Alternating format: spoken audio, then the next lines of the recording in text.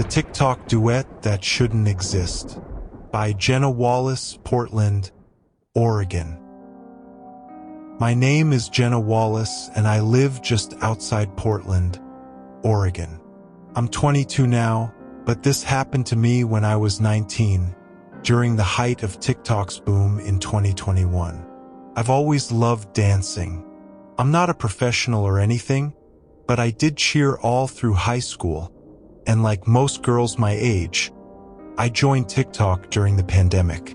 I posted dance trends, silly lip syncs, and even some choreographed routines from my bedroom.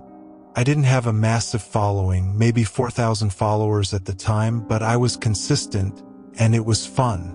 But after what happened, I haven't opened the app in 2 years. It started with something small, just a weird notification. On a Sunday night, I uploaded a short video of me dancing to a trending Doja Cat track. I remember I was wearing a pink, oversized hoodie and pajama shorts. My caption was something dumb like, "Late night vibes," and I posted it around 11:30 p.m. before going to bed. The next morning, I woke up to a bunch of comments saying things like, is that your room? How did they get that angle? Jenna, I'm reporting this. I had no idea what they were talking about until I checked my mentions. Someone had duet my video. Their username was at @nightwindow_, which I thought was just some weird aesthetic account. But when I clicked the duet, my blood ran cold. The screen was split, my video on the left and the duet on the right. Except the duet wasn't someone dancing or reacting. It was a grainy night vision video of me sleeping. The camera was pointed directly at my bed, across the room. You could see the same pink hoodie on my desk chair, my tapestry with crescent moons on the wall, even my bedside lamp. It wasn't filmed from my phone. It looked like it was taken from outside my window. You could see my body rise and fall slightly as I breathed, and my hair was spread across the pillow just like it was the night before. At one point, I shifted in my sleep and the camera zoomed in slowly, like whoever was filming was doing it in real time. The duet had nearly 40,000 views, and it had been up for only a few hours. I immediately reported it. So did dozens of others. TikTok took it down within the hour, and the account was under review. But by then, it was too late. The video was out there, and whoever filmed it wasn't done. I was completely freaked out. My heart was racing. I called my best friend, Samantha, who lived a few blocks away. She came over, and we both looked out the window of my second-floor bedroom. Nothing looked unusual, but the trees behind my house were close enough to hide someone with a phone, and if they used a zoom lens, I lived with my mom and little brother. My mom was working the night shift at a nearby hospital, and my brother was only 11. He hadn't seen anything, of course. That day, I moved my bed away from the window and closed the blinds completely. I didn't sleep much that night. I kept checking my window and glancing at my closet like something might crawl out. Every creak of the house made me jump. Then, 2 days later, it happened again. This time, I didn't get a notification. Samantha texted me at 6:14 a.m. WTF Jenna, why is there another duet? I immediately opened TikTok, and sure enough, at @nightwindow_ had posted again. This time, they didn't duet the original video. They duet a draft, a video I filmed but had never posted. I was in the middle of trying a trend where you lip-sync a line from a horror movie. I filmed the video but didn't like my lighting, so I saved it as a draft and forgot about it. But here it was posted as a duet with the same creepy night vision camera on the right side. This time it showed my door. I stayed with Samantha for a few nights. That third night, Around 3 a.m., she shook me awake. "Someone's at the window." I froze. We stayed still. I grabbed my phone and started recording. She quietly peeked through the curtain and then whispered, "It's a phone. Someone's holding up a phone, filming." We called the cops immediately. By the time they arrived, the person was gone. But this time they left something behind. A sticky note pressed to the outside of the glass, written in all lowercase, "This one won't be a duet." After that, the cops took it much more seriously. They found fingerprints on the note, and a few weeks later, they arrested a guy named Evan Reeves, 26 years old. He lived just 2 streets over from my house. I didn't know him, never met him, but apparently he'd been following me on TikTok since I started. He had multiple burner accounts. When the police searched his place, they found printouts of my photos, GPS data, and even a spare phone loaded with TikTok drafts he somehow downloaded from the app servers. He worked in IT and apparently exploited some security bug that let him access private media files on connected Wi-Fi networks. He'd been watching me, recording me, for months. Evan was charged with multiple counts of stalking, unlawful surveillance, and cybercrime. He got 5 years. But honestly, I'm not sure 5 years is enough. Sometimes I still feel watched. Sometimes I'll hear a tap at the window, and I won't look. I haven't posted on TikTok since. I deleted my account, changed my phone, and moved in with my boyfriend across town. But I still have one saved message.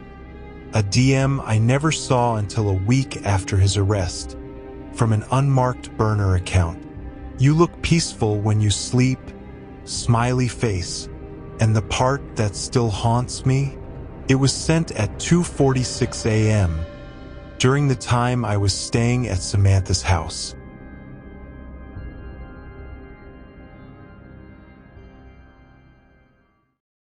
The fan page that wasn't a fan, by Riley Mendez, San Antonio, Texas. My name is Riley Mendez. I'm 21 years old, and I'm from San Antonio, Texas. I was never a celebrity, not even TikTok famous, but I did have a small following, around 11,000 followers on Instagram. I was mostly known for posting style hauls, makeup looks, and those aesthetic morning routine reels. It wasn't anything groundbreaking, but it was enough to land me a few free PR packages and a couple of sponsorships. The point is, I was public, active, and naive. I never thought twice about accepting follow requests or posting where I was, until I encountered the fan page. It started in a way that seemed flattering. A new account popped up at riley.mendez.fans. It had about 30 followers at the time, followed my main profile, and even liked a bunch of my posts. The bio said, "Just a fan, 2 hearts, reposts, only DM for collabs, love letter." I thought it was sweet. They posted screenshots of my stories, aesthetic edits of my selfies, and sometimes even reels stitched with relaxing music. It actually looked better than my own account. At first, I followed them back, but the weirdness started about 3 weeks later. I was out shopping with my cousin Alyssa one afternoon when I posted a quick mirror selfie in Forever 21. It was casual, just a mirror fit check in the store's fitting room.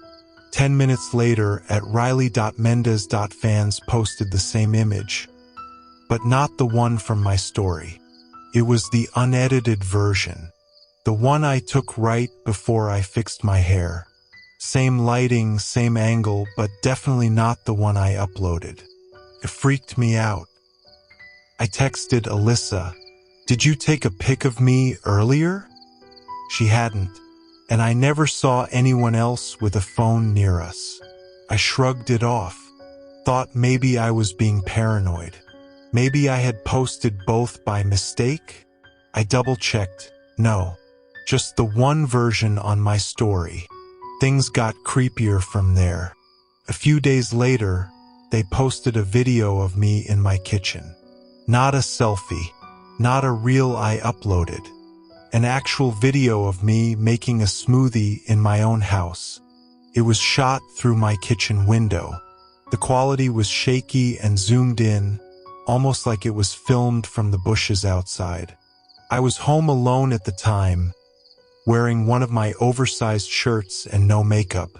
The caption on the video was, "She doesn't even try and still looks perfect growing heart." Couldn't breathe. I went outside, phone in hand, scanning the bushes behind my house. There was no one there, nothing unusual, but I couldn't shake the feeling I was being watched. I blocked the fan page, reported it. My friends did too. But the damage had been done. They already had hundreds of followers and people were commenting, "This account knows her better than she knows herself." Stalker vibes, face with tears of joy but kinda aesthetic. This is next level love, smiling face with hard eyes. I felt sick. After blocking them, I thought that would be the end. But they made another account. Then another. They started using usernames like @RileySmearer, @MendasWindowShot, @Shalook's Each one would post a new photo or video, always just before I posted something myself. One was a photo of me in my bedroom, reading a book. My curtains were shut but slightly parted. The photo was taken from a low angle, like someone was kneeling outside and peering in. That night, I called the police. They came, took a report, checked the property, and found footprints in the mud beneath my bedroom window. 2 distinct sets.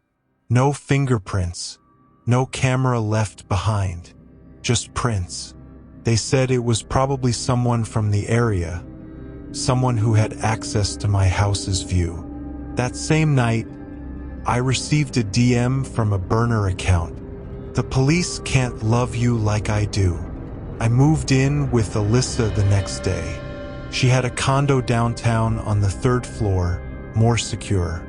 I turned all my accounts to private, scrubbed geotags from my old posts, and stopped uploading anything in real time. But the fan page kept returning. Even worse, now they were commenting as if they were me. They made fake profiles using my name, old selfies, captions in my style. At one point, they even started commenting on other people's posts as me, pretending to be jealous or saying creepy things like, "I hope you sleep well tonight. I'll be watching." I lost a couple of small brand deals because of it. I tried explaining to the brands that it wasn't me, that someone was impersonating me, but they didn't want the drama. "Too much risk," one of them said. Couldn't blame them. But then, something happened that still makes my skin crawl. Alyssa and I went out for drinks one night. We didn't post anything. No stories, no check-ins. But 2 hours into the night, the bartender walked up to our table and said, "Hey, Riley, someone left this for you." He handed me a Polaroid photo. It was taken from outside the bar window, of me and Alyssa laughing just moments earlier. The angle matched a spot right outside the building. On the back of the photo, written in block letters, "I like your laugh best when you're not scared." Yet, we left immediately. The bartender didn't see who dropped it off. No cameras caught them. But that was the last straw. I deleted everything. My Instagram, TikTok, Twitter, even LinkedIn. I filed a cyberstalking report with the FBI's Internet Crime Complaints Center. Nothing ever came of it. Whoever they were, they disappeared after that. It's been almost a year since. I still look over my shoulder when I walk to my car. I still keep my blinds shut at night. I haven't posted anything online since. But just a few weeks ago, I got an airdrop request while I was in a Target parking lot. The name? At Riley Smearer. The file? Just a blank image. Pitch black. But the title of the file said, "You're prettiest when you think you're safe."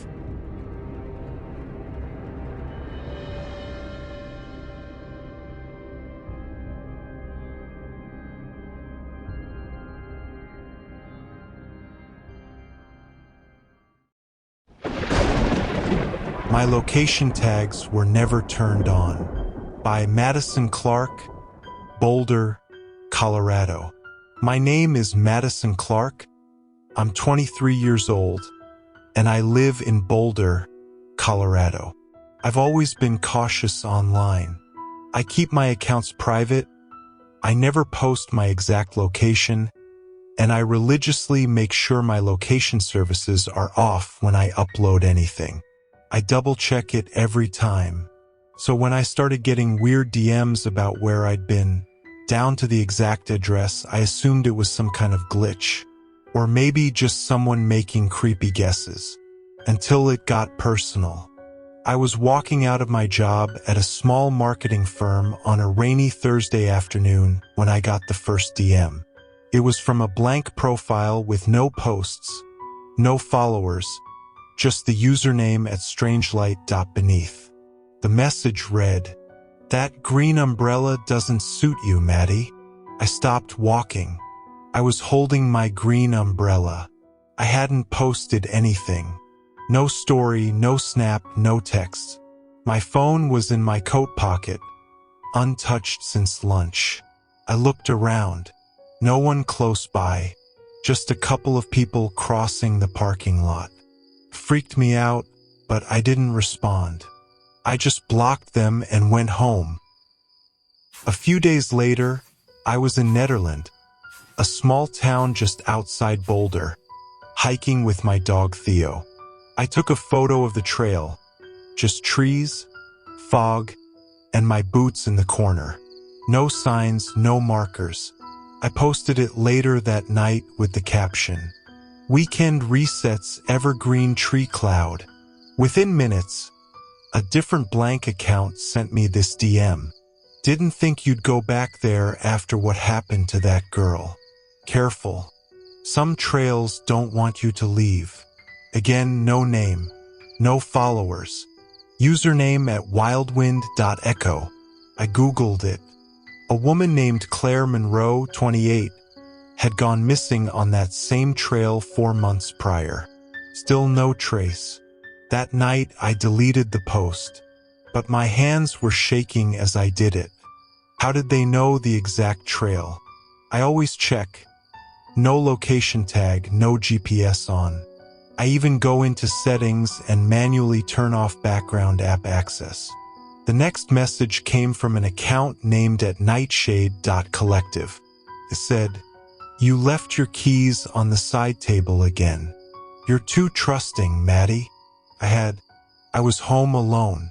That side table was inside my apartment, just by the front door. I had walked in, set the keys down, made tea, and sat on the couch. No one could have seen that, unless they were. I sprinted to the door. It was locked. Windows, locked. Theo was asleep and hadn't barked all evening. Still, I called my friend Danny, and she stayed on the line with me while I searched the apartment. Closets, under the bed, even the air vents. Nothing.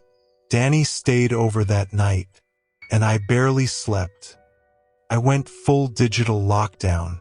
I turned off every app's access to location, turned on two-factor authentication, changed passwords, set all social accounts to private, went as dark as possible. But then, a letter arrived.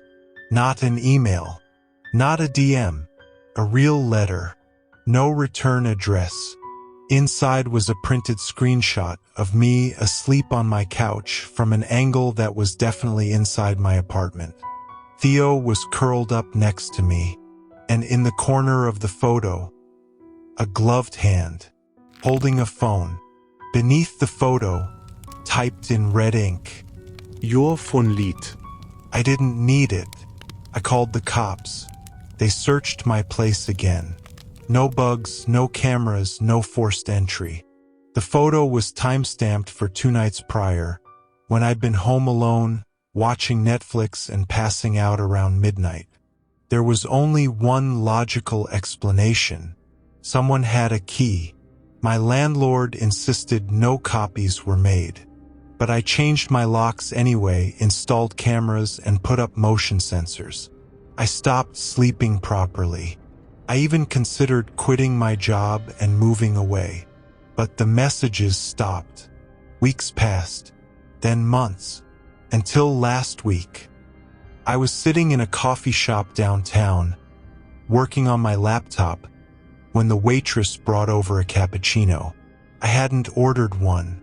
She said, "The guy over there bought this for you." I turned to look, but there was no one, just a booth, empty. I asked her what the man looked like. She hesitated, then said, "That's the thing. He never walked in." She showed me the receipt. There was a note typed under special requests. "Tell Maddie her curtains are crooked again." I haven't been back to my apartment since. I'm staying with Danny, and I've already scheduled a meeting with a digital security specialist. But the worst part is, I still don't know how they were doing it. No apps had location access. No devices were logged into my iCloud. No signs of break-in. My location tags were never turned on. And yet, they always knew exactly where I was.